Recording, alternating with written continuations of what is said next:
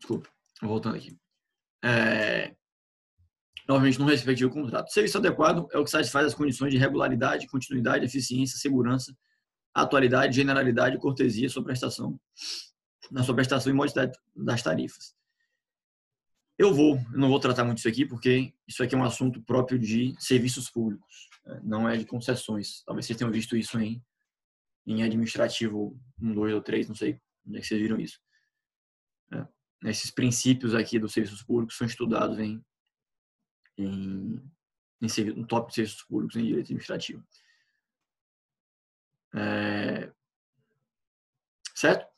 A atualidade compreende a modernidade das técnicas, do equipamento, das instalações e sua conservação, bem como a melhoria e expansão do serviço.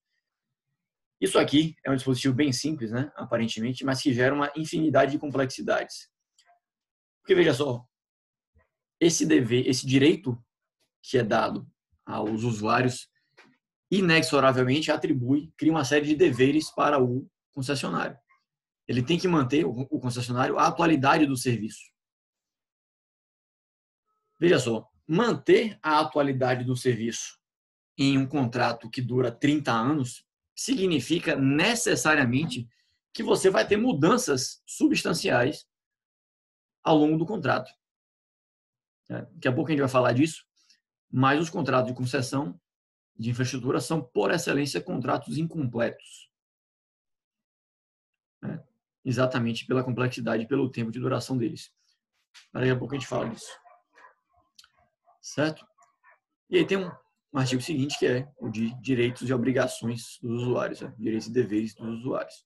Sem prejuízo do disposto na Lei 8.078, que lê essa aqui?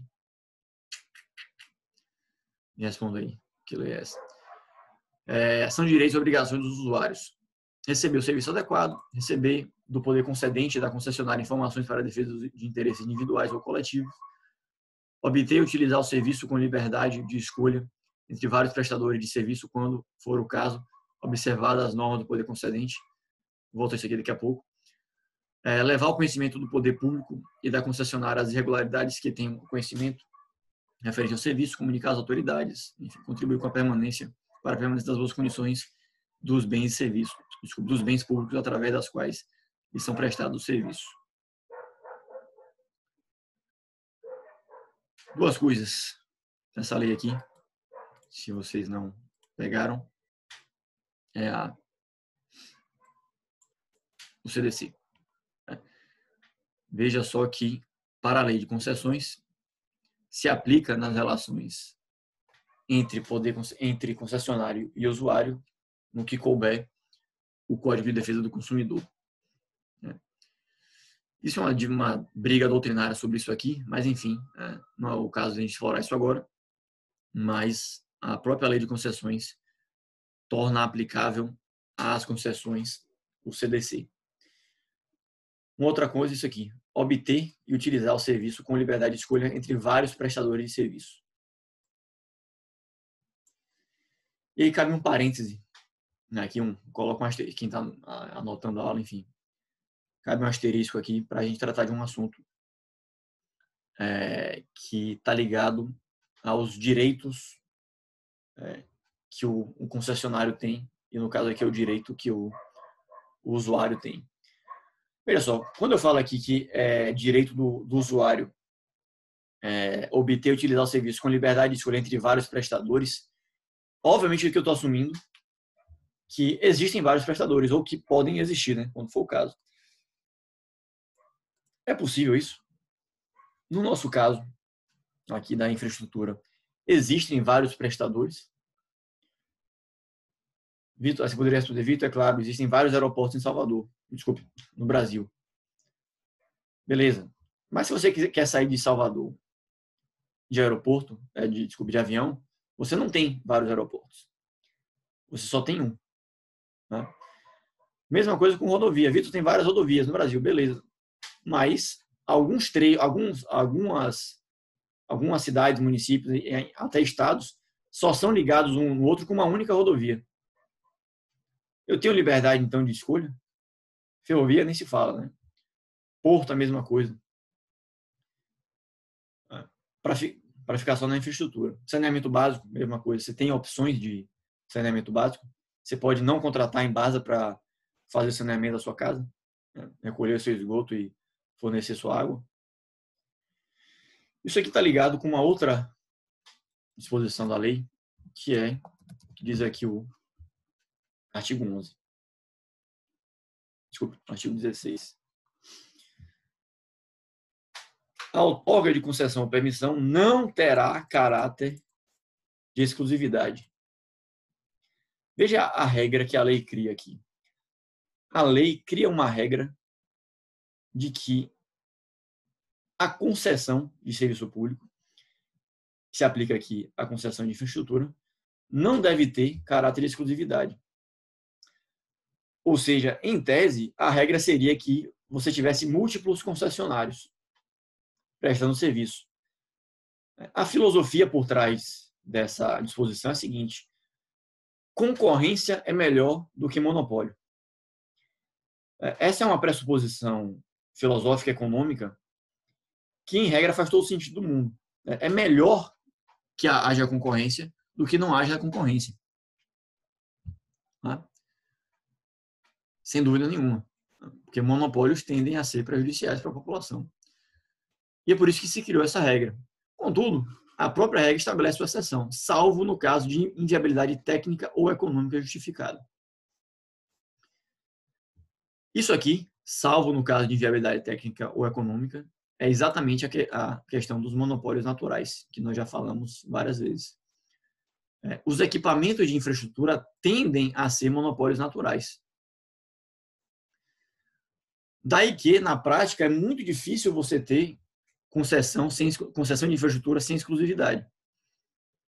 Normalmente você vai ter exclusividade. Normalmente você não vai ter 3, 4 aeroportos em uma única região. Você não tem 4, 5 aeroportos em uma mesma região. Por inviabilidade técnica ou econômica. Mesma coisa com rodovia, mesma coisa com ferrovia. É claro, os monopólios naturais podem deixar de existir ao longo do tempo. Ou seja, o que hoje é um monopólio natural por inviabilidade técnica e econômica pode deixar de ser daqui a pouco. Imagine daqui a 40 anos, eu já falei isso também, né? Daqui a 40 anos, pode ser que a demanda por serviços aéreos em Salvador, região metropolitana, seja tão grande que justifique você ter um segundo aeroporto. Ou mesma coisa com as ferrovias. Daqui a, sei lá, 50 anos, quando a gente tiver uma malha ferroviária maior, não se justifique mais você ter monopólio natural, exclusividade. Então, há uma característica aí de mutação ao longo do tempo da natureza de monopólio natural ou não. Algumas outras coisas são mais difíceis, né, de você ter essa mudança. Por exemplo, saneamento básico. Eu não consigo ver muita forma de saneamento básico deixar de ser monopólio natural. É porque saneamento básico depende da tubulação. Difícil você ter concorrência. Então, mas enfim, a questão aqui é a seguinte: embora a regra seja que o usuário tenha direito à liberdade de escolha, embora a regra seja que as concessões não sejam feitas com exclusividade, na prática você acaba não tendo liberdade de escolha e tendo exclusividade por inviabilidade técnica e econômica de você ter concorrência. Certo? Isso normalmente está nos contratos. Você tem lá dizendo se é exclusivo ou se não é exclusivo. Beleza? Vamos ver como é que isso aqui tá, esses direitos estão nos contratos que a gente está analisando. Vou voltar aqui começando pelo aeroporto de Salvador. Direitos dos usuários. Como é que usuário? São direitos e deveres dos usuários. Receber o serviço dentro dos parâmetros fixados na ANAC, receber da ANAC, da concessionária, informações quanto a questões relacionadas à tarifa, pagar a tarifa, que é um dever, né? Salvo situações previstas em linha aos atos normativos, levar ao conhecimento da ANAC, da concessionária e das autoridades competentes as irregularidades que tenham conhecimento, contribuir para a conservação das boas condições dos bens públicos. Se você pegar aqui, é quase uma reprodução da lei, né? Claro que com algumas especificidades, falando aqui especificamente da ANAC, enfim. certo? A mesma coisa serve para o contrato aqui da Ferrovia Norte-Sul. Se tem aqui. Acho que não previu. A NTT tem isso, não prevê os... esse aqui acho que não tem. Não tem direitos e deveres específicos dos usuários. A NTT, não é isso mesmo. Concedente, concessionária também. Não tem um regramento específico dos direitos e deveres dos usuários. Vou esticar isso aqui. Mais o da rodovia, quem está vendo, da BR-101, tem direitos e obrigações dos usuários.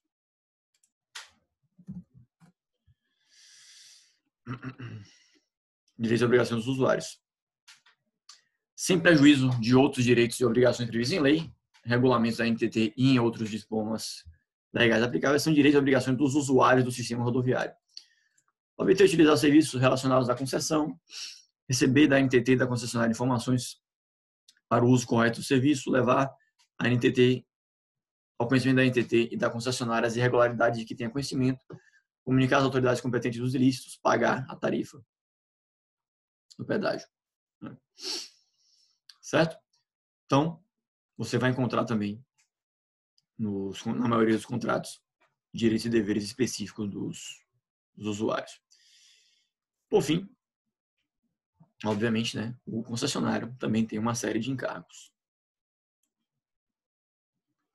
Vão lá previstos no artigo 31 da Lei 8987 e, consequentemente, nos próprios contratos. Vamos ver quais são eles.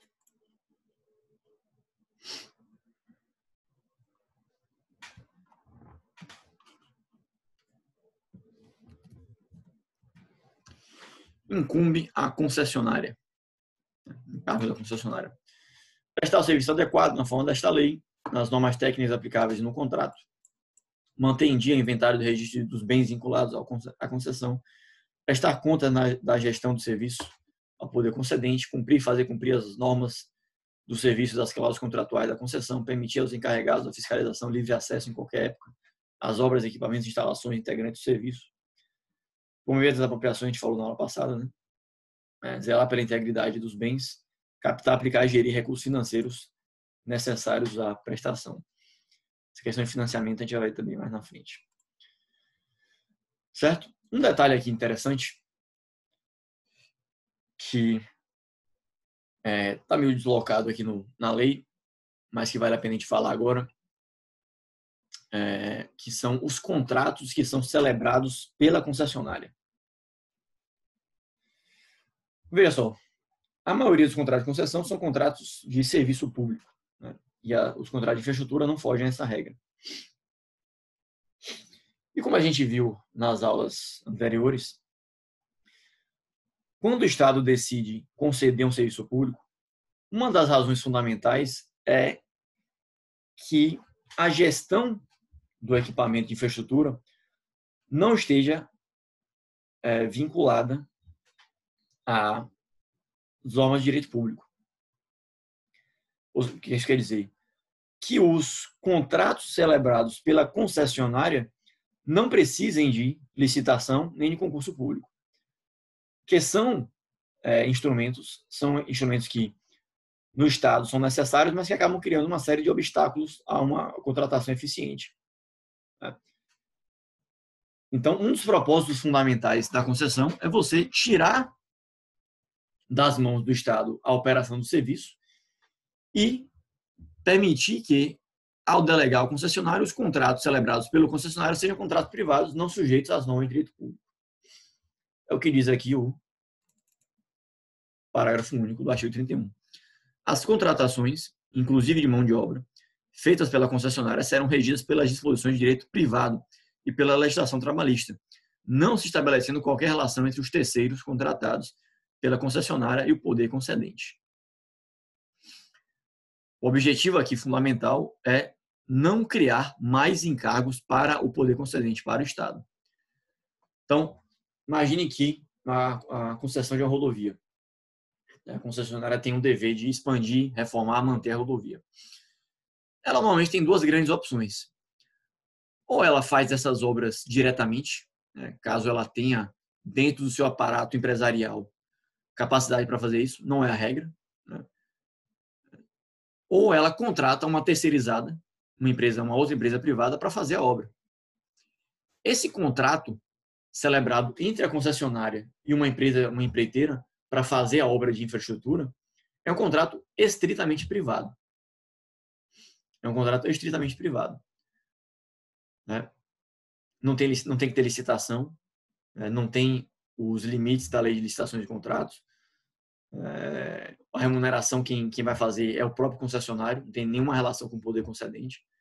Mesma coisa com a mão de obra, os funcionários da concessionária. Os funcionários da concessionária, as pessoas que trabalham ali no aeroporto de Salvador, né?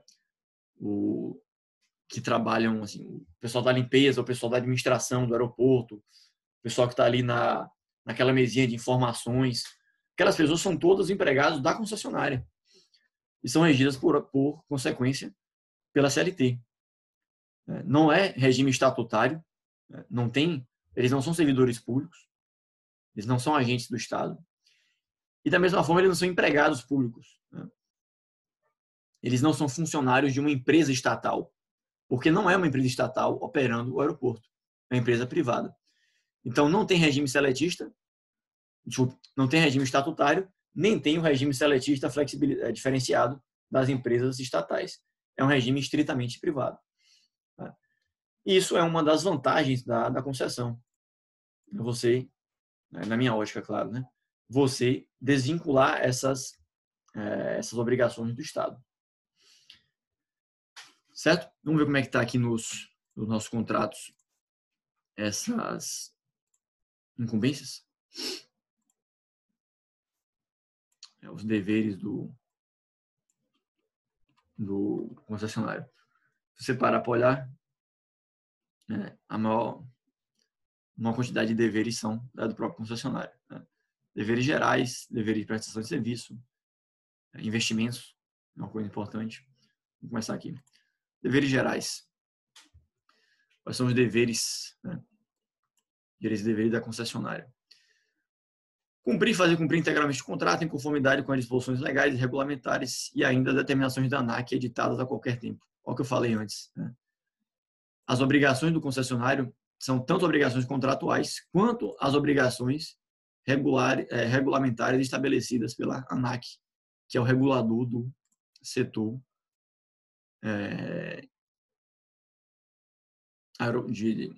da regulação aeroportuária. Atender às exigências, recomendações e observações feitas pela ANAC, conforme prazos fixados em cada caso. Cumprir determinações legais quanto à legislação trabalhista, que a gente acabou de falar. Previdenciária e segurança e medicina do trabalho, concernente aos seus empregados e terceirizados. Enfim, manter em bom estado de funcionamento, conservação e segurança às suas expensas, os bens necessários à prestação de serviço, assumir integralmente os contratos que envolvam a cessão de espaço do complexo aeroportuário conforme condições contratadas, etc. Vou pular aqui para falar de investimentos.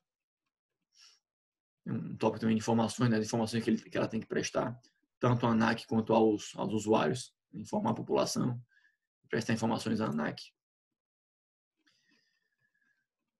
Investimentos. Eu queria focar nisso aqui, porque isso é uma das coisas importantes e que, se vocês prestam atenção no noticiário de economia, é uma das grandes razões para a gente fazer concessão. A gente delegar para o privado o dever de executar e buscar as fontes de financiamento. Vamos lá. Executar os investimentos e serviços de sua responsabilidade nos termos do PEA. PEA é Programa de Exploração Aeroportuária. Programa de Exploração Aeroportuária. Observando ainda os prazos fixados no cronograma de realização de investimentos. Daqui a pouco eu falo disso. Dispor sobre todos os materiais, equipamentos, acessórios e recursos humanos necessários à perfeita operação do serviço concedido. apresentar à ANAC os documentos descritos no PEA, a fim de detalhar o plano de investimentos, realizar investimentos e ou ações operacionais necessárias para manter o balanceamento da capacidade dos demais componentes operacionais do aeroporto, com o terminal de passageiros, submeter a análise da ANAC dos investimentos a serem realizados, promover as desapropriações, ao que a gente falou na aula passada, né? E eu queria focar nisso aqui, porque uma parte relevante dos anexos do contrato de concessão dizem respeito aos investimentos e às obras que o aeroporto, o concessionário do aeroporto Salvador tem que fazer. Vejam aqui o PEA, né? Eu fico sempre na dúvida se quando eu mudo de página no PDF aparece lá. Me digam aí, gente, se quando eu mudo de aba aqui no PDF aparece, reproduz para vocês essa mudança. Coisa bonita isso aqui, ó. Me responda aí, gente, para não ter que ficar saindo dessa tela o tempo todo. Por favor. Anexo 2 do contrato, né? Plano de exploração. Não é nem programa, né? Eu tinha falado programa, né? Plano de exploração aeroportuária. Pessoal, isso aqui é um anexo do contrato, que obviamente faz parte do contrato, que estabelece os deveres de investimentos que a concessionária tem que fazer ao longo do tempo, né? Vou focar aqui no ponto 7, melhorias da infraestrutura. Vou começar aqui pela fase A.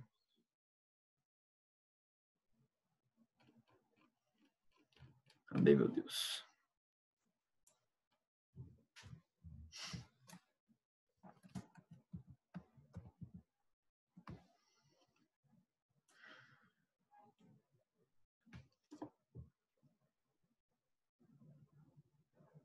Vamos lá.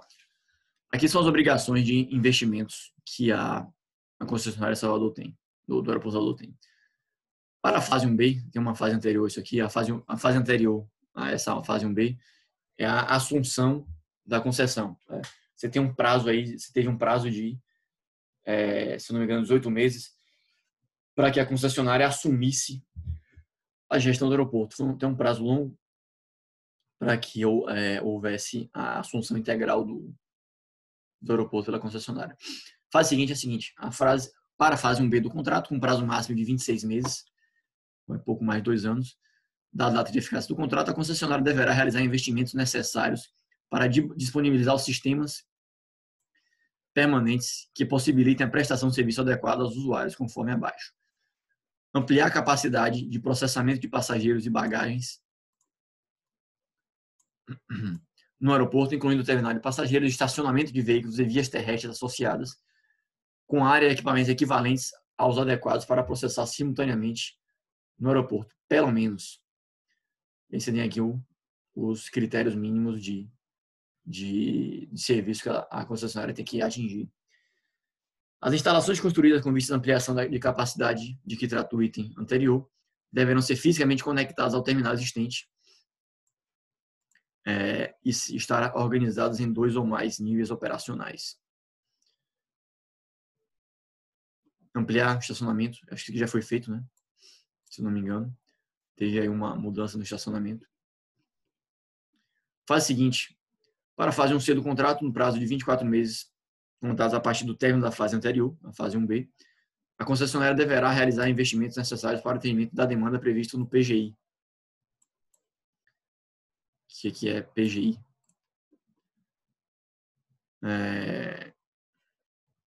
Vou me assegurar aqui, então, quase PGI é para plano de gestão de infraestrutura. Só para não falar besteira.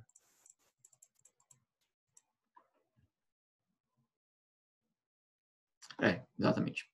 Plano de gestão de infraestrutura. A concessionária deverá realizar os investimentos necessários para o atendimento da demanda prevista no plano de gestão de infraestrutura vigente, com o nível do serviço estabelecido pelos parâmetros mínimos de dimensionamento para todas as instalações do aeroporto, conforme abaixo. Ampliar a capacidade de processamento de passageiros e bagagens no aeroporto, incluindo o terminal de passageiros organizado em 2 ou mais níveis operacionais, estabelecendo estacionamento de veículos e vias terrestres associadas com áreas e equipamentos equivalentes aos adequados para processar simultaneamente o aeroporto no aeroporto pelo menos. 2.000 passageiros CDD. Veja só. A fase 1B estabelece algumas exigências de serviço e a fase 1C estabelece exigências a mais. Né? Ou seja, há uma ampliação, uma obrigação de ampliação de disponibilização de infraestrutura. Né? Se você comparar aqui as obrigações da fase 1C com a fase 1B, você vai ver isso aqui com muita claridade. Por um tempo, é possível o contrato e seus anexos preverem isso. Né? Estabelecerem um cronograma, que no caso aqui você somar 24 meses, mais 26 meses, você tem aqui 50 meses, né? Mais os 18 meses da fase 1A, 68 meses, mais ou menos, que dá o que aí? Dá quantos anos? O professor de Direito não sabe fazer conta, né? Ainda mais conta rápido. Dá 60 meses, seria 5 anos, né? Pouco mais de 5 anos. Então, veja só. É possível, no contrato de concessão, você prever exatamente o que você quer que o concessionário faça nos primeiros anos. E nos anos seguintes? E a partir do 6º ano, 7º ano, 8º ano? Como é que faz? O que faz? Parou, acabou aqui a obrigação, não precisa mais expandir o aeroporto, independentemente da demanda. Aqui você entra num dilema, num dilema contratual tipo desse tipo de contrato. E é uma coisa importante. Bom, importante destacar isso. É impossível que o contrato preveja todas as obrigações detalhadamente que o concessionário vai ter durante toda a gestão do contrato. Porque, inevitavelmente, você tem uma série de variáveis que você não pode antecipar completamente. Não tem como você prever no tempo, no contrato, tudo o que vai acontecer no contrato até o final da concessão. Daí que você precisa, de um lado, prever algumas coisas no curto prazo, né? Porque você consegue prever no curto prazo o que vai acontecer, né, com mais facilidade. Mas você precisa ter válvulas e disposições contratuais que criam obrigações de longo prazo, de médio e longo prazo. Daí que você tem nos contratos de longo prazo isso aqui. A concessionária deverá prever no PGI, no Plano de Gestão da Infraestrutura, investimento no sistema de pistas a fim de atender a demanda prevista, de acordo com os gatilhos de investimento. Isso aqui é algo fundamental nos contratos de concessão de infraestrutura. Olha o que diz aqui o gatilho. Quando a demanda do sistema de pistas atingir 124 mil movimentos anuais, a concessionária deverá apresentar à ANAC um projeto e o cronograma detalhado de construção de uma pista de pouso e decolagem com comprimento mínimo de 2.000 metros, 2 km, projetada para aeronaves código E, paralela, tarará. Eu não sei quando isso vai acontecer. Não tem prazo pré-determinado. Né? Aqui, ó, bem claro, quando a demanda chegar. Vai demorar 6 anos, vai demorar 8 anos, vai demorar 10 anos, vai demorar 3 anos. Ou por lá, mas pode demorar 3 anos. Eu não sei quando isso vai acontecer. Isso aqui é uma típica situação de disposição contratual em um contrato incompleto. Em um contrato que eu não consigo prever detalhadamente tudo que vai acontecer. Isso é chamado de gatilho de investimento. Gatilho, né? Quando aquilo acontecer, eu tenho que fazer aquilo. Papum. Isso é um encargo dado ao concessionário que ele tem que satisfazer em um ambiente de risco. Eu não sei quando isso vai acontecer. Certo? Eu não vou falar mais dos outros para a gente não ficar muito... para a gente não perder mais tempo. Mas dê uma olhada depois da aula sobre esses investimentos, sobre as obrigações de investimento. Você vai ter isso em todo contrato de concessão de infraestrutura, os deveres de investimento, porque afinal de contas, esse é um dos seus grandes propósitos, né?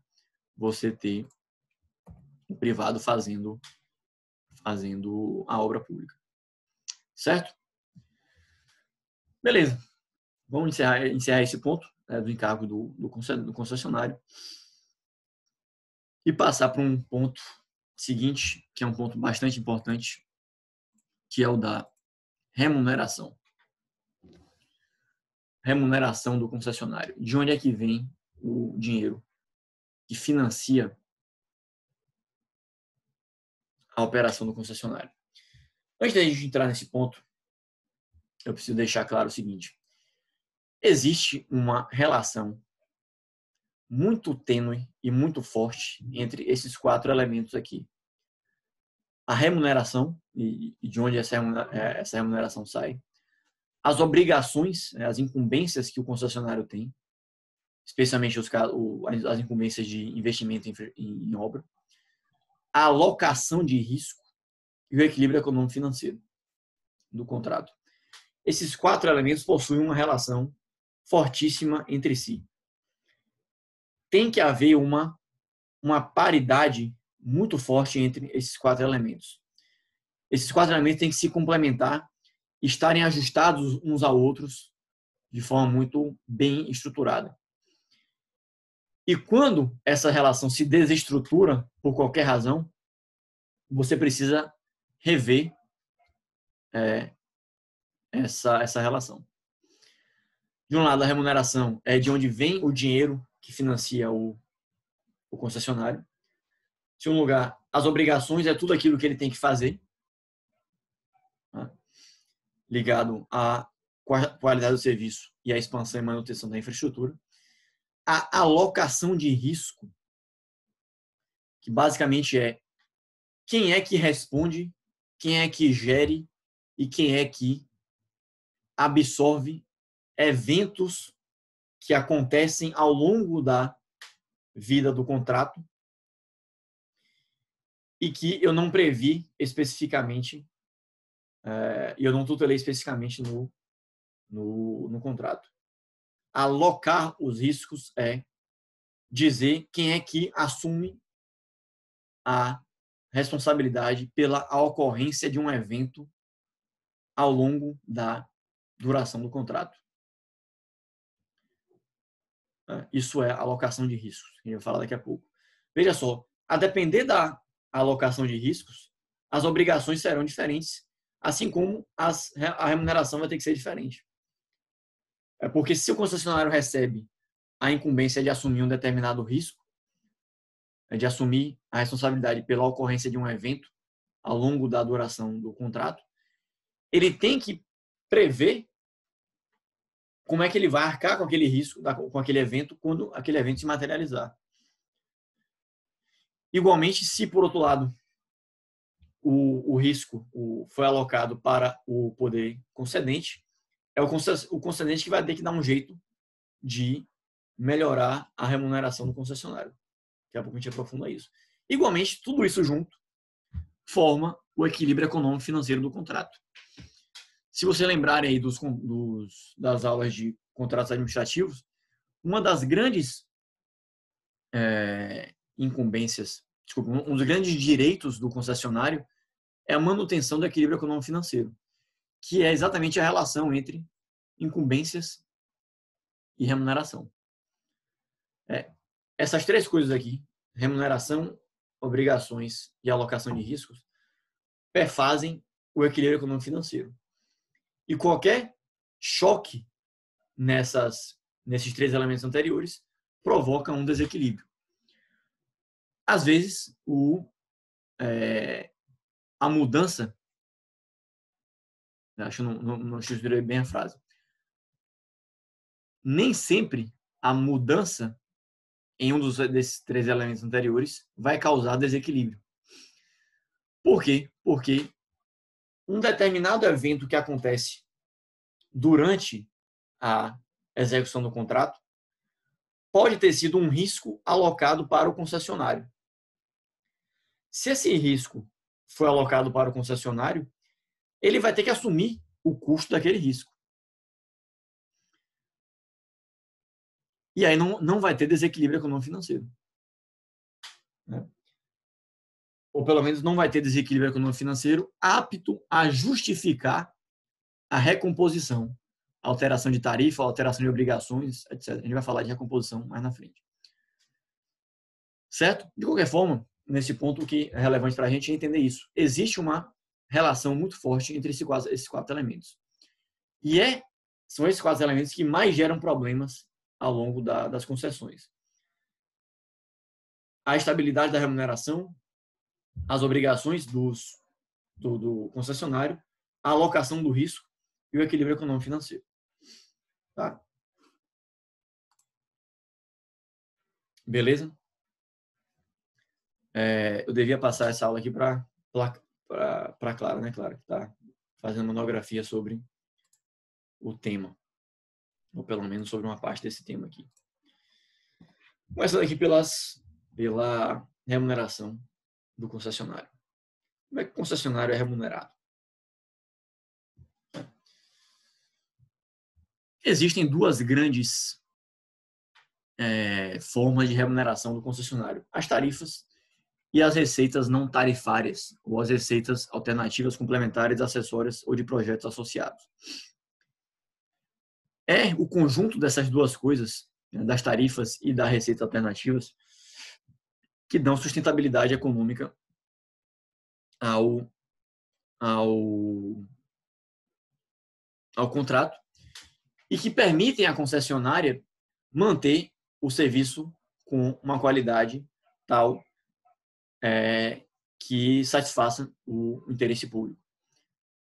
É isso aqui que é essa remuneração do concessionário que vai garantir a sustentabilidade econômica dele. Logo, se você tem um problema na remuneração do concessionário, evidentemente você vai ter um problema na sustentabilidade econômica do contrato. E aí, para ligar o nosso assunto com o que a gente está vivendo hoje, imagine aí o quanto as concessionárias de serviço público estão sofrendo na remuneração hoje em dia. Né? Porque, veja, se a gente está em um momento de isolamento social, devido, obviamente as pessoas não estão saindo de casa, ou estão saindo muito menos de casa, consequentemente estão usando menos rodovias, estão usando menos ferrovias, estão usando menos aeroportos. E a remuneração das concessionárias deriva do uso delas, do uso do equipamento público que a elas foi incumbida o dever de gerir. Se ninguém está usando aeroporto, ninguém está pagando a tarifa aeroportuária. Logo, a concessionária não está sendo remunerada. Logo, em um curto prazo, ela vai começar a ter deficiências econômicas. Isso vai ser um problema que todos os contratos de concessão vão sofrer daqui para frente. Se ela está recebendo pouco, ela não consegue investir. Se ela está recebendo pouco, ela não consegue pagar a outorga para o concedente. Ou se ela continuar fazendo as duas coisas, ela vai entrar em déficit orçamentário, o que pode ser catastrófico para a estabilidade do financiamento que ela contratou. Enfim, problemas seríssimos nas concessões vão ser observados nos próximos meses e anos. Certamente você vai ter que ter aí algum tipo de recomposição do equilíbrio econômico-financeiro. Mas, enfim, a gente volta a isso daqui a pouco. Ao mesmo tempo, daqui a pouco não, provavelmente na próxima aula. Ao mesmo tempo, essa remuneração do concessionário tem que ser... Então, retomando, né? Então, a remuneração é responsável pela sustentabilidade econômica e ela tem que ser pensada para manter essa sustentabilidade econômica. Por outro lado, a remuneração do concessionário tem que ser pensada também de forma tal a não impedir o acesso do público. Afinal de contas, o que está sendo delegado, concedido, é um equipamento público. É um equipamento de uso coletivo, é um equipamento de interesse coletivo. É algo que afeta diretamente a vida dos usuários. Logo, você não pode criar tarifas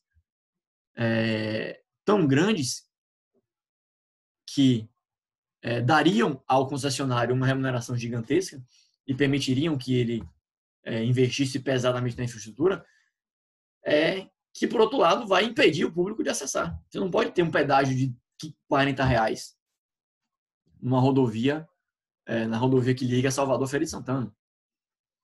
Você não pode ter uma tarifa aeroportuária de R$300, senão as pessoas não vão pegar avião mais. E, obviamente, você vai ter o problema reverso. Você vai aumentar tanta tarifa que as pessoas vão parar de usar o serviço. Né? Então, a remuneração, o cálculo da remuneração do concessionário tem que estar nessa linha tênue aí entre garantir a sustentabilidade econômica do contrato e não impedir o acesso do público àquele equipamento. Certo? Um outro elemento importante aí é o seguinte, a gente já viu isso várias vezes, né? Só vou reforçar aqui. Em regra, não há dispêndio de recursos públicos nas concessões comuns. Né? A gente não tem o Estado bancando com aportes públicos as concessões comuns, em regra. A não ser que haja indenizações a serem feitas, a não ser que haja recomposição de equilíbrio econômico financeiro a ser feito, e a não ser que haja uma concessão subsidiada, que não é o caso das concessões que a gente está trabalhando aqui. Certo? Mas a regra é que, na normalidade contratual, o Estado não está pagando nada. Ao contrário, muitas vezes, ele está recebendo dinheiro. Né? Pela outorga, pelo pagamento de outorga, como a gente já falou aqui nas aulas passadas. Certo? Vamos começar aqui. Desculpe, tem uma pergunta. A Clara deu risada.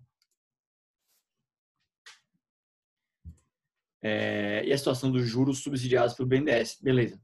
Isso é uma coisa importante, Juliana. Tem isso também. Verdade. Às vezes, mas aí veja que a gente pode tratar disso melhor quando a gente for falar de financiamento, mas de fato está correta. Boa parte das obras de infraestrutura são financiadas por bancos estatais. O concessionário, para fazer a obra que a ele foi incumbida de fazer, precisa fazer um financiamento, precisa pegar um empréstimo do banco, em algum banco. Né? Ou captar recursos no mercado de capitais. Isso é uma outra alternativa. E a maioria das vezes, o concessionário vai pegar esse empréstimo no BNDES, que é um banco estatal, né? Um banco voltado para o desenvolvimento. E os juros que são cobrados pelo BNDES são, em parte, subsidiados. O que significa isso? Os juros que o BNDES cobra para emprestar dinheiro tendem a ser menores do que os juros que um banco privado, um Bradesco, um Itaú, um Safra, não sei nem se o Safra faz empréstimo para infraestrutura, mas enfim, cobraria. Como é que o BNDES faz isso? O BNDES faz isso porque uma parte do que seria os juros, essa diferença entre juros do BNDES e juros do mercado privado, do bancos privados, essa diferença aqui é bancada por recursos públicos. Que, no caso do BNDES, o grosso desse recurso público vem do FAT, que é o Fundo de Amparo ao Trabalhador. Não vou explorar muito isso agora, Juliana, mas porque isso está mais próximo de financiamento, mas sim, de fato, você tem aí um subsídio derivado, um subsídio indireto. Né? Não é um subsídio que vem direto do poder concedente. É um subsídio que passa pelo banco estatal do concedente e vai para o concessionário. Mas você está correta. Você tem um subsídio aí indireto. Embora, hoje em dia, desde 2017, você tem tentado rever esse subsídio. Ainda é, de alguma forma, subsidiado, mas você vem tentando reduzir o grau de subsídio. Com dois propósitos. Em primeiro lugar, reduzir a quantidade de recurso público que é usado na obra. Em segundo lugar, incentivar o mercado de capitais. Incentivar que os privados, os concessionários, busquem no mercado de capitais o seu financiamento. Emitindo debêntures, abrindo capital, enfim.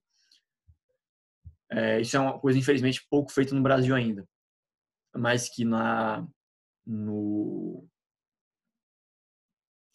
resto do mundo você vê isso com mais frequência, especialmente nos Estados Unidos.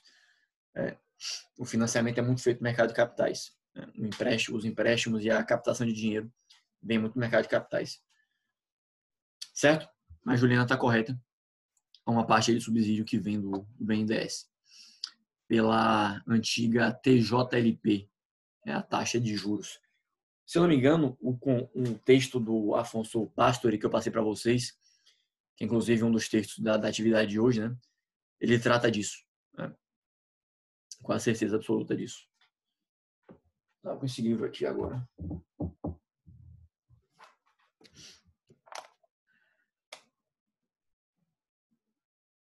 O de César fala disso também? César Matos? Deve falar mesmo, é verdade.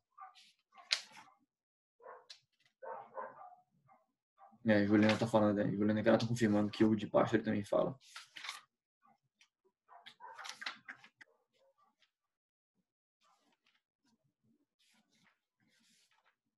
Financiamento.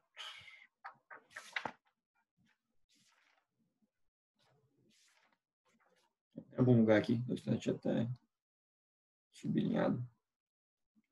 Enfim, fala com certeza, né?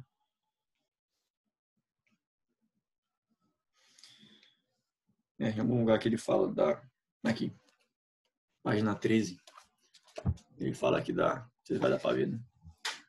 TJLP, que é a taxa de juros do BNDES, pelo menos era.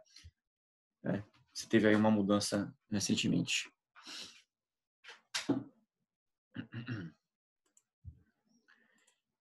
Se não me engano, o Pastor ele critica um pouco isso, né? Ele critica essa dependência excessiva que os projetos de infraestrutura têm do BNDES, que acaba prejudicando e desincentivando o mercado de capitais.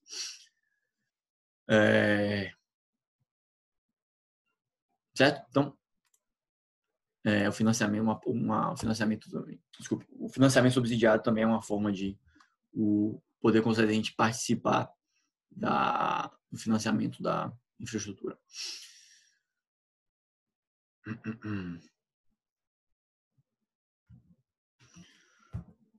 O que são as tarifas ou as receitas tarifárias? Em tese, as tarifas são a fonte principal de remuneração.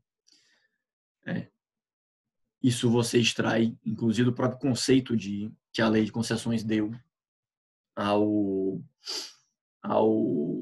contrato de concessão comum. Que a remuneração do concessionário deve ser feita pelas tarifas. Ele é remunerado pelas tarifas públicas que são pagas.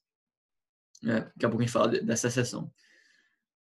A tarifa, portanto, é tudo aquilo que o usuário paga para utilizar o serviço que ele está se utilizando. É a tarifa aeroportuária, é a tarifa para acessar o trem, para utilizar o trem, é a tarifa do pedágio que você paga para utilizar a rodovia, é a tarifa que os navios pagam para desembarcar cargas e pessoas nos portos, é a tarifa que você paga para a Embasa pela disponibilização do saneamento, é a tarifa que você paga para a Coelba, é o preço que você paga para a Coelba. Tudo isso são tarifas públicas, são preços públicos que não têm natureza tributária. É diferente das taxas, portanto. Há uma similitude e uma diferença entre as tarifas e as taxas. As taxas, segundo se consolidou na doutrina, são pagas pelo cidadão, pelo usuário, pela disponibilização de serviços que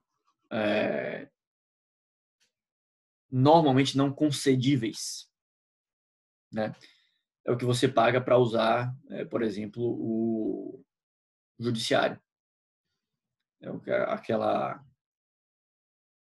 que você paga para juizar uma ação, por exemplo, né? Aquilo ali rigorosamente aquilo ali é uma taxa. É um serviço individualizado que vai ser prestado para você. E você está pagando por aquele serviço. Então, a taxa tem natureza tributária, mas as tarifas não. As tarifas não são.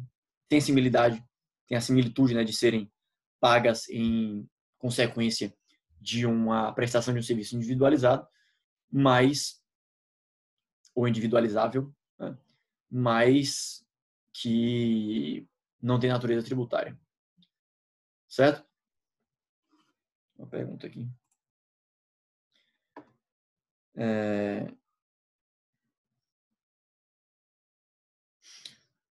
Flávio Amaral disse que quando há serviço público, você paga a tarifa, quando há exploração de obra pública, sem serviço público, você paga preço público. É isso mesmo.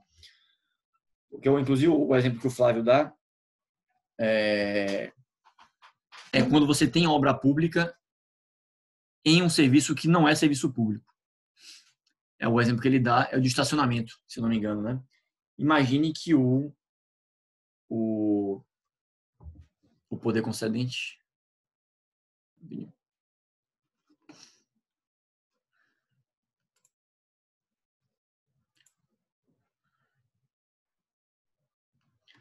a natureza da tarifa é de preço público. Essa é a natureza que a doutrina costuma atribuir. Ela tem natureza de preço público. É um valor que você paga para o Estado, no caso aí para o concessionário. É natureza de preço público mesmo. Só reler sua pergunta aqui.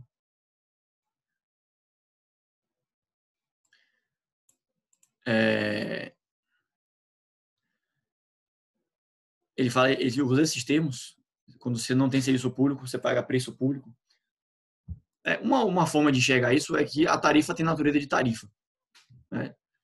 É uma forma de você enxergar essa questão. Que a tarifa é uma espécie de preço pago ao Estado que tem natureza própria. Ela não é uma taxa, ela não é uma contribuição, ela não é um imposto, ela é uma tarifa. Né? Alguns autores vão dizer que a tarifa é uma espécie de preço público, que é ligada a um serviço público. A tarifa é um preço público que você paga pela utilização de um serviço público. Enquanto vou tentar aí conectar com o que o Flávio Amaral diz.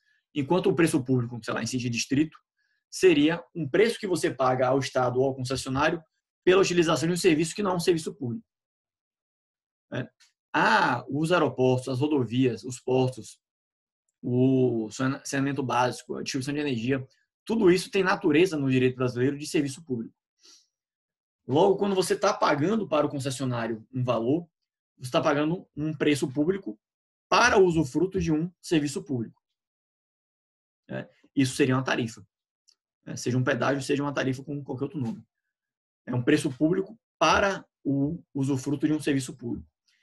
Se, contudo, o serviço não é um serviço público, você não paga a tarifa. A tarifa é o que você paga pela prestação de um serviço público concedível. Um estacionamento, por exemplo.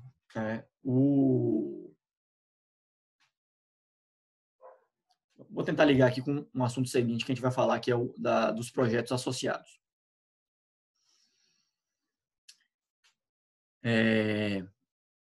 O aeroporto Salvador, como você sabe, tem um estacionamento. Né? Aquele estacionamento não é diretamente explorado pelo concessionário. Aquele estacionamento é explorado pela Estapar, se não me engano. É uma empresa privada que explora estacionamentos em vários outros lugares da cidade, inclusive. Existe um contrato celebrado entre a Estapar e o concessionário. Esse é um contrato privado. Que certamente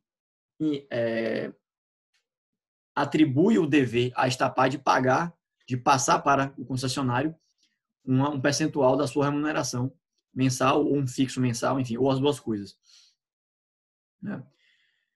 Quando você está pagando, quando você, o cidadão, entra no estacionamento e paga pelo estacionamento, você não está pagando uma tarifa. Aquilo não é uma tarifa. Rigorosamente, aquilo ali não é nem um preço público, aquilo ali é um preço privado.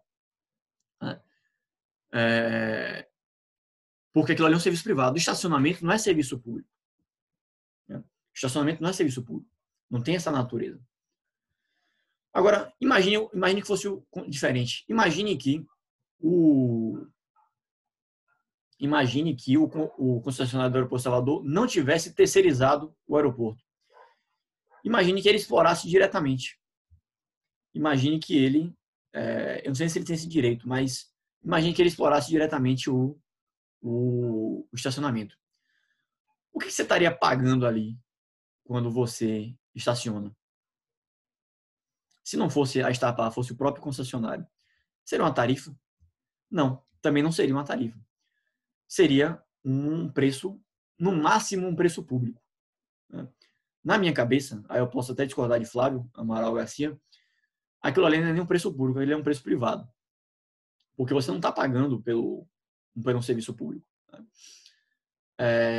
Mas aquilo ali acaba servindo como aquela receita, seja a receita proveniente do que o concessionário recebe da Estapar, seja o que o concessionário recebe, se ele receberia se ele explorasse diretamente o estacionamento, seria uma receita acessória.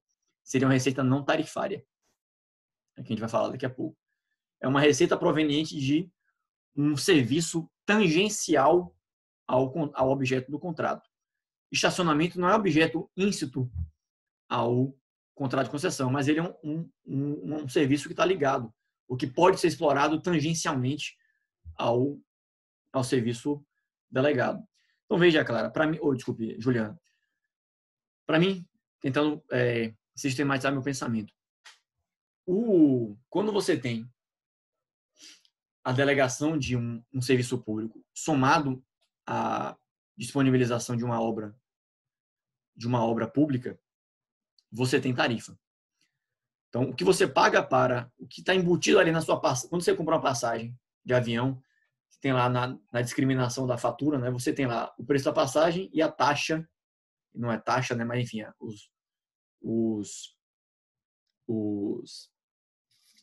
as companhias aéreas chamam de taxa. Aquela taxa ali vai para a companhia aérea, mas a companhia aérea paga para o aeroporto. Aquilo ali é a receita tarifária do aeroporto. Certo? A mesma coisa com pedágio. Você paga, quando você passa na praça de pedágio, você paga o pedágio, aquilo ali é a tarifa que você está pagando para o concessionário da rodovia. Então, primeira coisa, quando o Estado delega uma infraestrutura e uma obra que é necessária para o serviço público, você tem o pagamento de tarifa. Né? A remuneração é tarifária, que na minha cabeça é uma espécie autônoma de receita estatal. Você pode encarar, por outro lado, a tarifa como uma espécie de preço público, uma espécie de preço que você paga ao Estado ou ao delegado do Estado pela disponibilização de um equipamento público que é um serviço público. E, de outro lado, você pode enxergar como preço público em sentido distrito ou como preço público na linguagem aí que o Flávio utiliza, como um preço que você paga ao Estado ou ao seu delegado pela disponibilização de um serviço, de uma infraestrutura, de um equipamento, né, que não é um serviço público. Estacionamento não é serviço público. Por isso que na minha cabeça, Juliana, o que você paga ali no estacionamento de Salvador, do aeroporto Salvador, não é nem preço público. Para mim, aquilo ali é um preço privado. Porque o contrato celebrado entre a concessionária e o aeroporto e a empresa de estacionamento é um contrato privado. E o serviço que é prestado não é um serviço público, é um serviço privado. Ainda que ele seja prestado na área de uma área que é de propriedade da União. Mas é um serviço privado.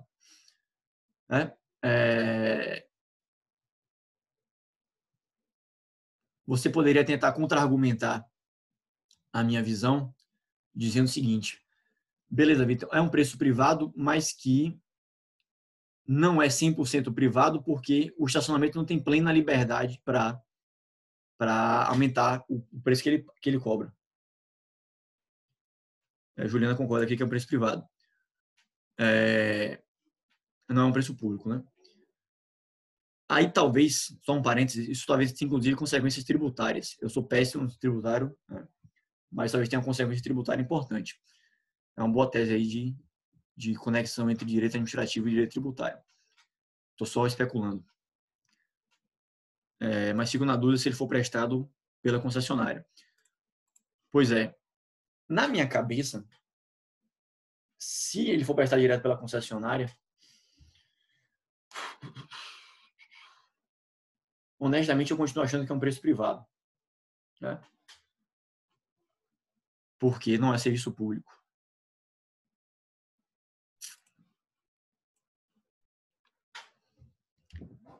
Mas, sem dúvida nenhuma, ele seria um preço... E aí, sim, e aí o contra-argumento, né? Para ele não ser um preço privado. Tanto no caso de ele ser cobrado pela terceirizada da concessionária, quanto ele ser cobrado pela concessionária, explorando diretamente. Em ambos os casos, você vai ter alguma regulação, se eu não me engano. Então, o privado que explora o estacionamento não vai ter plena liberdade para cobrar a tarifa que ele quiser. Por outro lado, você poderia dizer, sim, Vitor, acho que todo estacionamento tem alguma regulação, né? Se você parar aí no estacionamento lá do comércio para ir no TRT, na Justiça do Trabalho, né? Se você tivesse desprazer de ir na Justiça do Trabalho. Todo respeito aos trabalhistas, mas aquele trabalho realmente... aquele preço é privado, né? Até onde eu sei. Mas tem alguma regulação, se eu não me engano. Mas, enfim, isso é bem especulativo. Mas a minha posição é o seguinte: minha posição é que aquilo ali é um preço privado, independentemente de quem explore. Porque aquilo ali não é serviço público. Claro, está dizendo a mesma coisa aqui, né? Que não é preço público porque não é serviço público. É o que eu acho também. Aquilo ali não é serviço público, né? Ainda que esteja sendo prestado dentro uma área pública. Veja, alguém acha que é preço público o que você paga pro Bob's quando você compra um sanduíche dentro do aeroporto? É preço público que você paga pro... Eu não consigo ver tanta diferença assim, honestamente, entre a atividade empresarial de um restaurante situado dentro do aeroporto e a atividade empresarial do estacionamento.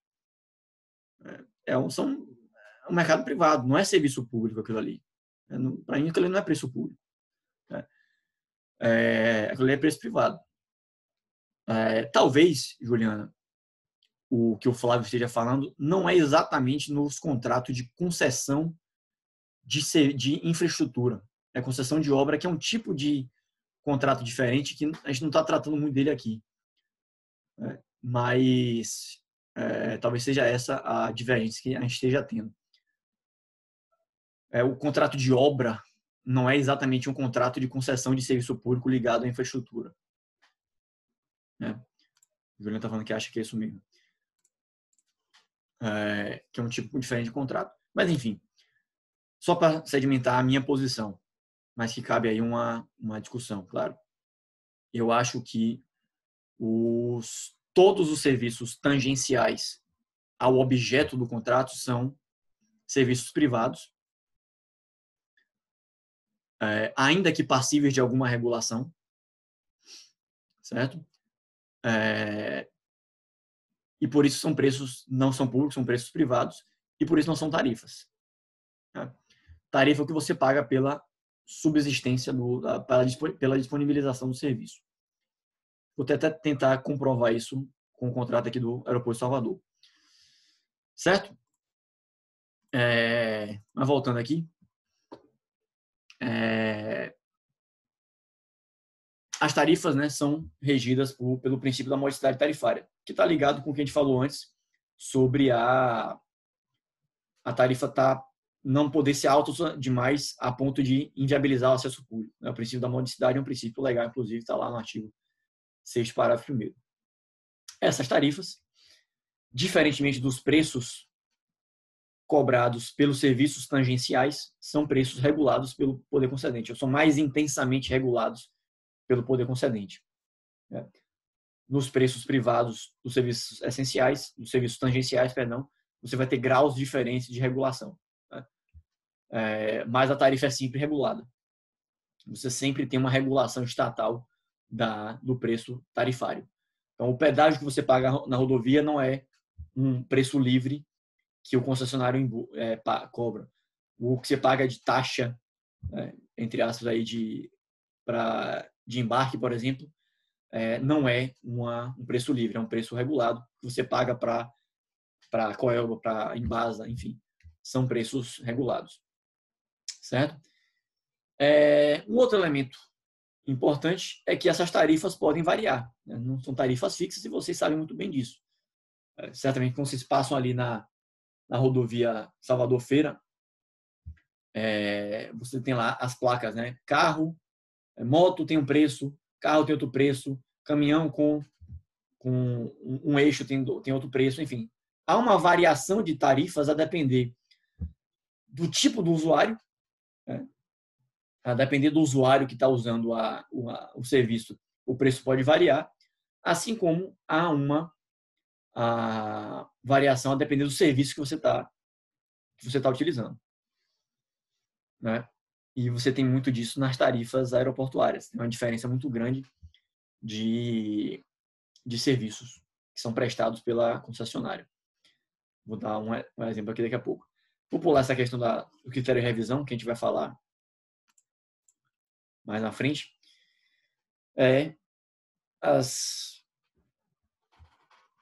Vou voltar aqui no artigo 9º da lei, que fala sobre as tarifas, né, sobre a política tarifária.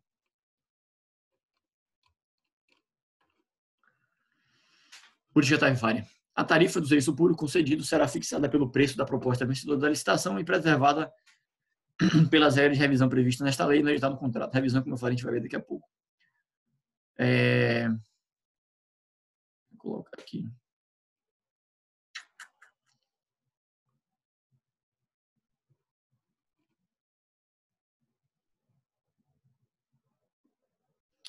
Cadê, meu Deus? Aqui. As tarifas poderão ser diferenciadas em função das características técnicas e dos custos específicos provenientes do atendimento aos distintos segmentos dos usuários, que eu acabei de falar, né? As tarifas podem variar, né? No pedágio, na tarifa aeroportuária, etc. E a tarifa é fixada pela política tarifária do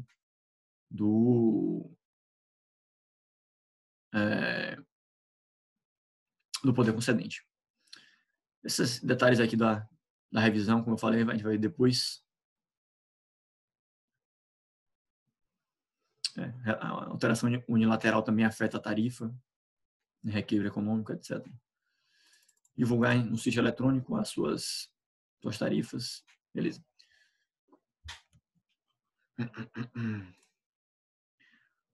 Um último elemento é que o regramento das tarifas tem que ser uma cláusula obrigatória dos contratos de concessão.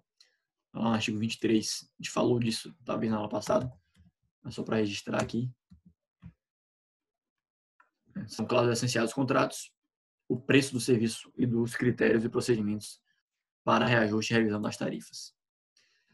Só para encerrar aqui a aula de hoje, vamos pegar aqui os exemplos dos nossos contratos, né? Como é que isso está regrado nos contratos que a gente está explorando. Vou passar só um pouquinho do tempo hoje. Receitas tarifárias. Aqui o nosso receitas tarifárias. O aeroporto lá de Salvador. As receitas tarifárias serão constituídas pelas tarifas previstas no anexo 4, tarifa sendo vedada à concessionária a criação de qualquer outra cobrança tarifária que não seja prevista no referido anexo.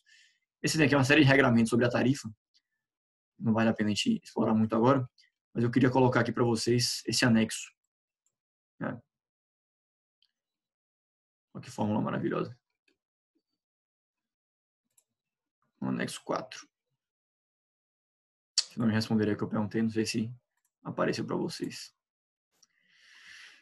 Anexo 4 do contrato de concessão, as tarifas. Página 8. Quais são essas tarifas aeroportuárias? Parece, beleza. Obrigado, Clara. Veja aqui as tarifas aeroportuárias que a gente paga lá, aqui no aeroporto de Salvador. A tarifa de embarque é a mais tradicional de todas. A tarifa de embarque é aplicável exclusivamente às aeronaves do grupo 1, é devida pelo passageiro, tendo seu valor diferenciado em razão da natureza do voo doméstico internacional e não poderá exceder os tetos tarifários previstos na tabela 1. R$ 31 para embarques domésticos, R$ 55 para embarques internacionais. Vitor, é sempre isso aqui? Não. Né? A concessionária pode, dentro do seu plano de negócio, cobrar menos. Vitor, por que a concessionária cobraria menos? Para estimular as empresas de avião a quererem ter voos, mais voos ali. Claro que isso é uma relação ultra complexa de disponibilidade de quantos voos podem ter em cada aeroporto, mas enfim, isso é algo que está dentro do plano de negócios da concessionária. Veja, gente, isso aqui não é para todos os aeroportos de Salvador, tá? Isso aqui é para o aeroporto de Salvador. Não é para todos os aeroportos do Brasil, é para os aeroportos de Salvador. Tarifa de conexão, né? Aqui não varia, né? R$9. Tarifa de pouso, o que é a tarifa de pouso? Remunera serviços, equipamentos, instalações e facilidades disponíveis para as operações de pouso, rolagem e estacionamento das aeronaves. A tarifa de pouso é devida pelo proprietário ou explorador de aeronave. O que significa isso? Isso significa que isso aqui não vem, esse preço, claro, é embutido no preço da sua passagem. Né? Como quem paga diretamente não é como quem é o devedor dessa tarifa não é diretamente o usuário, como vocês acabaram de ver lá em cima, ele é devido pela empresa da dona da aeronave, esse preço acaba sendo embutido no valor da sua passagem. Ele tem um cálculo aqui de remuneração, ele tem aqui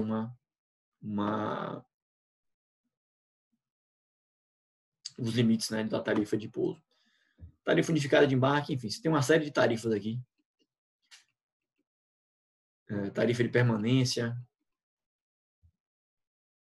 tarifa de armazenagem, de carga, enfim.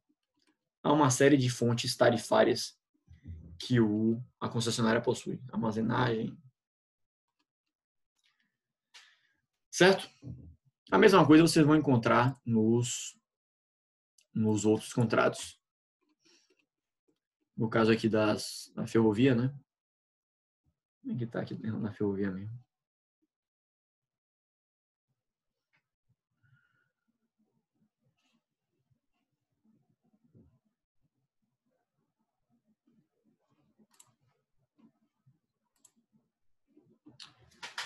Aqui, essa tabela é o anexo 7 do contrato da Ferrovia Norte-Sul, que é o cálculo das tarifas. Aqui vocês estão vendo aqui a tabela de referência tarifária dos transportes ferroviários da Ferrovia Norte-Sul. Depende do tipo de produto que está sendo transportado. Né? Obviamente da quantidade. Certo? Mesma coisa no caso das ferrovias, dos contratos rodoviários.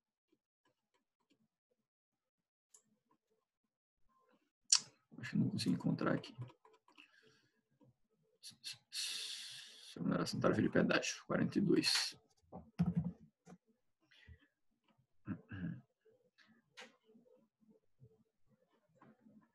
Tarifa de pedágio. Aqui você tem um regramento extenso sobre como é que é cobrado o pedágio da BR-101. E aí você tem aqui. Aí você tem os critérios gerais, né, de tarifa. Você não tem os valores, né, se não me engano.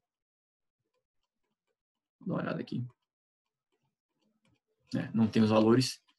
Esses valores serão calculados com base em algum anexo do contrato da rodovia. Beleza? E a gente termina tarifas.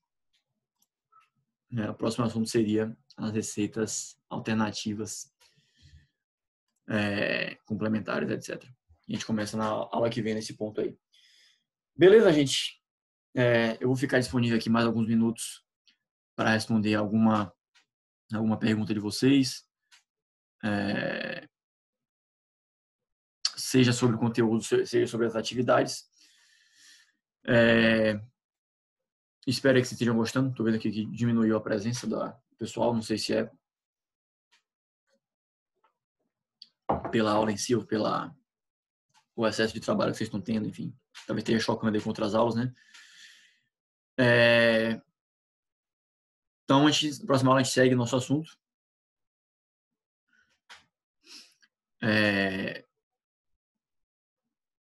Na próxima aula. E hoje de noite vocês têm um prazo para entrega do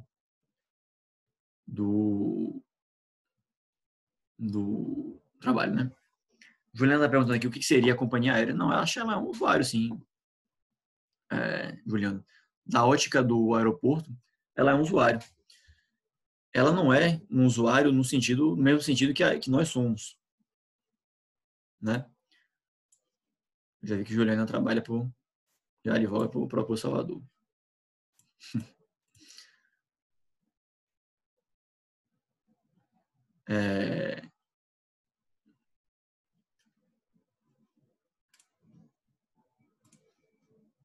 Peraí. Um problema aqui.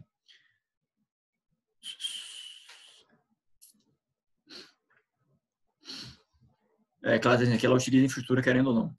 Daqui a pouco eu respondo você, Mariana. Veja só, Juliana. Ela é uma usuária porque ela usa o serviço aeroportuário. Ela não usa na mesma forma que a gente, mas ela é uma usuária, sim. Ela talvez tenha uma regulação mais específica, né? A relação que as empresas de aviação civil mantêm com os aeroportos é muito mais complexa do que a relação que os usuários cidadãos possuem com o aeroporto, né? Porque o serviço que as empresas aéreas prestam é densamente regulado pela ANAC, né? Você tem uma série de obrigações e é bem provável que essa relação entre aeroporto e empresa de aviação civil sejam mais regulados pelas resoluções da ANAC do que pelo contrato. Mas ela é usuária, sim, com certeza, do serviço de infraestrutura aeroportuária. Ela não é um terceiro estranho, né? Tanto que ela tem tarifas, ela paga tarifas, como qualquer usuário. Ela tem tarifas específicas para ela, inclusive. Certamente, como eu falei, né, a relação entre aeroporto e companhias aéreas não é regrada na especificidade pelo contrato. Ela vai ser regrada especificamente pelas resoluções da ANAC. Resoluções, portarias, até decretos do ministro, do presidente, portarias do ministro da Defesa, ministro da Defesa, etc. Eu não sei se você concorda comigo, mas me parece que ela é uma usuária assim, com tarifas diferenciadas, mas é uma usuária assim, do aeroporto. Mariana pergunta aqui, os resumos podem ser entregues no mesmo arquivo? Podem, desde que fique claro, né? Fique clara essa divisão dos dois textos, né? Essa atividade de hoje acho que é a mais pesada, né, de você, das nossas atividades. Mais pesada no sentido de talvez dar mais trabalho físico mesmo, de você digitar mais coisa. As outras atividades serão talvez mais trabalhosas no sentido de pesquisa, mas você não vai precisar digitar muitas coisas, né? Beleza? Então, Juliana concorda comigo aqui também. Beleza, gente? Eu me passei. Eu não gravei a aula toda. Eu só comecei a gravar. Me perdoem, não vai estar tudo disponível. Eu só comecei a gravar depois de 20 minutos de aula. Mas eu vou disponibilizar da mesma forma que eu disponibilizei a outra. Ok? Sigo à disposição de vocês para as dúvidas. Nós ainda temos mais 2 aulas, né? Eu continuo muito mais devagar do que eu gostaria. Me dê até esse feedback, gente. Está muito devagar a aula. Dá para ser mais rápido. Isso é até importante para mim. Eu talvez fico querendo muito no detalhe e aí a gente acaba perdendo, talvez, tempo. O meu plano seria, inclusive, que a gente já estivesse vendo PPP. Mas a gente falta muita coisa ainda para ver de concessões.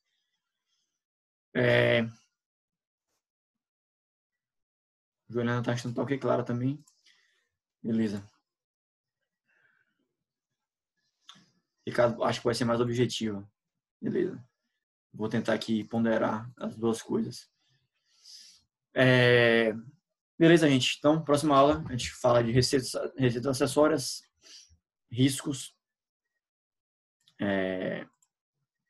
alocação de riscos, equilíbrio econômico financeiro e alteração dos contratos, enfim, a gente vai falando de outras coisas. Beleza? Então, até semana que vem. Obrigado pela presença e fique em casa, a não ser que seja estritamente necessário sair. Claro, acho que está objetiva. Enfim, a gente vai tentando adequar os interesses aqui. Beleza, gente? Obrigado, claro. Então, até semana que vem. Um abraço, fiquem com Deus.